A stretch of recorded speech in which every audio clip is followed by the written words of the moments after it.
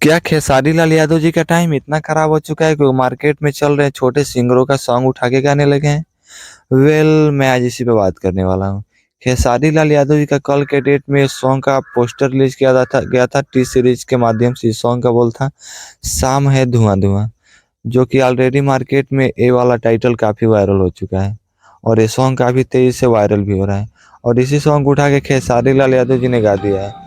और इस सॉन्ग का टाइटल देखने के बाद खेसारी लाल यादव जी के फैंस में काफी शर्मिंदगी का माहौल चल रहा है इस समय, क्योंकि खेसारी लाल यादव से उनके फैंस आशा कर रहे थे कि खेसारी लाल यादव जी का भी कोई सॉन्ग हिट नहीं हो रहा है तो कुछ अलग करने की कोशिश कर रहे होंगे।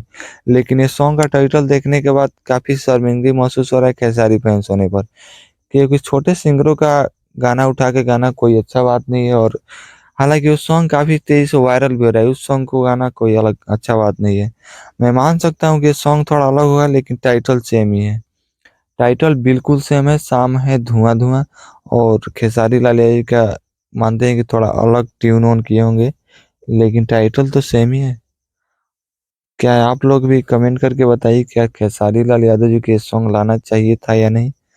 और ऐसे ही मजेदार खबरों के लिए आप हमारे चैनल को सब्सक्राइब कीजिए, अपने दोस्तों के साथ शेयर कीजिए। जय हिंद, जय भोजपुरी, धन्यवाद।